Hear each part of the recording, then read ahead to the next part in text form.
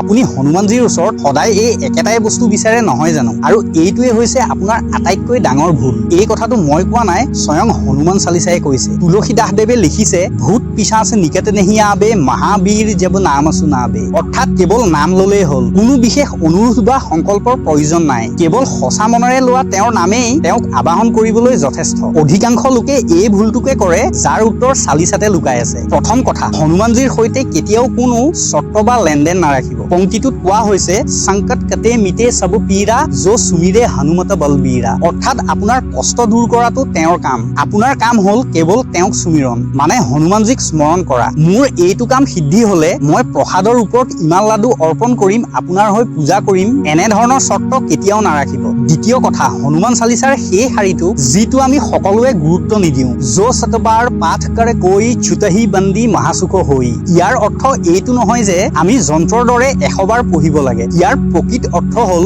আধৰুৱা মনেৰে কৰা পূজাৰ ফল সদায় আধৰুৱা হয়। অৰ্থ নুবুজাকৈ কেৱল পঢ়ি যোৱাতকৈ এবাৰ সম্পূৰ্ণ মনোযোগেৰে পঢ়াহে দৰকাৰ। তৃতীয় কথা, শনিবাৰে ৰাতিপুৱা শুই উঠি খালী পেটত কেৱল 108 বাৰ ভগৱানৰ নাম লওক। কোনো কঠিন মন্ত্ৰ বা নিয়মৰ প্ৰয়োজন নাই। য'ত ৰাম নাম থাকে তাত হনুমানজীৰ শক্তিয়ে আপোনা আপুনি কাম কৰিবলৈ আৰম্ভ কৰে। কোৱা হয় নহয়, হনুমানৰ দুৱাৰ সদায় খোলা থাকে, কেৱল মনত ভক্তি আৰু বিশ্বাস লাগে। যিয়ে এবাৰ ৰাম নাম লয় তেওঁকনো আৰু কি লাগে। জয় বজৰংবলী।